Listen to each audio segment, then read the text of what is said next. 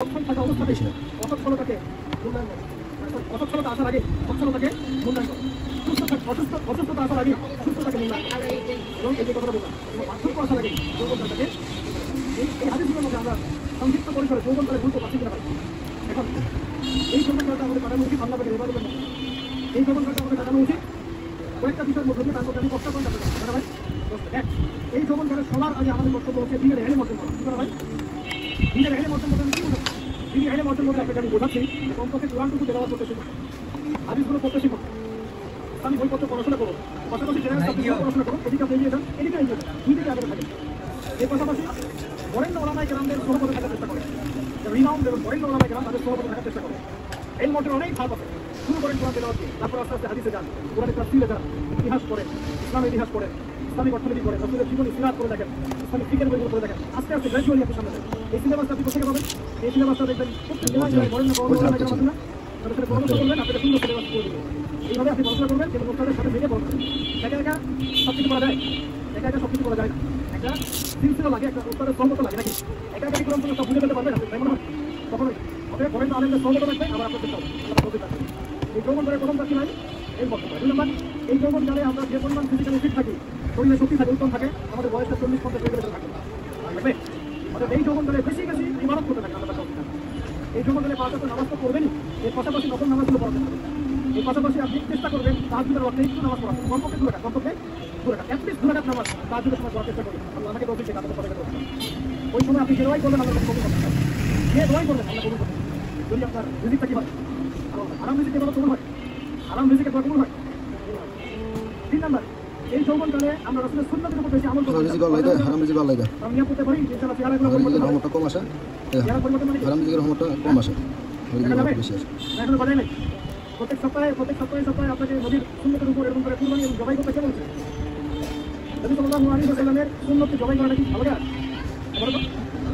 আমরা তো এমন অনেক নাপিত ভাই দেখেছি যারা এই ধরনের বক্তব্যগুলো শুনে আলহামদুলিল্লাহ জীবন পরিবর্তন করেছেন। তার দোকানে লিখে দিয়েছেন এখানে চুল কাটা হয়, আমি শেষ করা হয়, চুল কাটা হয়, দাড়ি সরকার হয়। কথা বলছি সমস্ত কিছু আমাদের চিন্তা নাই তো, ঠিক আছে? একটা কথা মনে রাখবেন, একটু কথাটা মনে রাখতে করেন, দাড়ি হচ্ছে একমাত্র ভিজিবল সুন্নত। দাড়ি হচ্ছে একমাত্র ভিজিবল সুন্নত। ভিজিবল মানে যেটা দেখা যায়, দাড়ি একমাত্র ভিজিবল সুন্নত, দৃশ্যমান সুন্নত, যেটা নিয়ে আপনি আমি কবরে যাবো। আর কোনো সাইড থেকে বোঝার বুদ্ধি নাই এই ব্যক্তি কত বড় মুসলিম, কত বড় সুন্নত অবশ্যই। এই কপালের সেন্টার দাগ আর চেহারা দাড়ি বাকি থাকবে। ভাই নিয়ে করা যায় একটু, দাড়ি ছেড়ে দিলাম নাকি দাড়ি রাখতে চাকরি করবেন? আমি একটা মেয়ে নিয়ে পাবে না, দাড়ি রাখতে বিয়ে করতে চায় না, গাড়ি রাখতে চাকরি ছেড়ে দিয়েছে। চাকরি ছেড়ে দিয়ে তিনি চায়ের বিজনেস শুরু করেন। চায়ের ইদানিং জানলাম তিনি এখন মানুষকে টাকা জিনিস কি দুনিয়াতে মানুষ ভালো মন্দ কাজ শুরু করে, শয়তানের ঢোকাই বলে মানুষ খারাপ কাজ করে। মিশা কথা সারা বর্তমান চলা যায় না। আমি মাঝে মাঝে পয়সাই করি, আর কিছু কাস্টমারের সঙ্গে মিশা কথা পাওয়া যায়, সময় কাস্টমার মাল লাগাবে, কাস্টমার মিশা কথা না করে মাল লাগাবো না। বিশ্বাস করেন আল্লাহ চাইলে আপনাকে যে হিসাব দিতে দেবে। তবে সুন্দরকে বিষয় কোন দিকে না করে পয়সা হবে না। দুটো ভাইটাকে বলছিলাম, তাহলে প্রথম কাজ আমাদের এলেম অর্জন করা, তারপরে কি ভাই নামাজের পালন হওয়া, আর নামাজ ফরজের পাশাপাশি নফলগুলো করতে পারা। 3 নম্বর বলেছি রাসূলের সুন্নতের উপর একদম ইস্তেকামা, দৃঢ়ভাবে আমল করা। সুন্নত শিখতে হলে তো 3 দিনের জন্য বেরিয়ে যান, 7 দিনের জন্য 40 দিনের জন্য বেরিয়ে যান। সুন্নত শিখিয়ে আপনাকে বাসায় পাঠিয়ে দিতে পারবে না? অনেক মানুষ মনে করে যে তাদের ওখানে গেলে আমার আকিদা নষ্ট হয়ে যাবে, তাই না? তারা বিভ্রান্ত হয়, স্বপ্নে পাওয়া ধর্ম অনেকে ঠিকই হয়, স্বপ্নে পাওয়া এইসব ব্যাংকের ছাড়ার মতো আদর্শের দিকে মুক্তি হবে।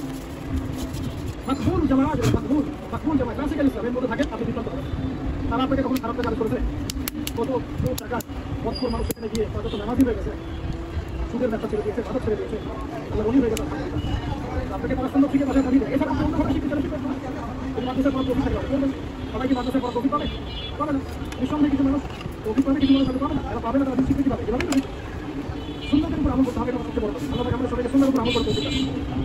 4 নম্বর ভাই, যৌবনকালে আমরা আমাদের সময়গুলোকে মূল্যায়ন করবো। সময় মূল্যায়ন কেমন? লাইফ লিড করবেন,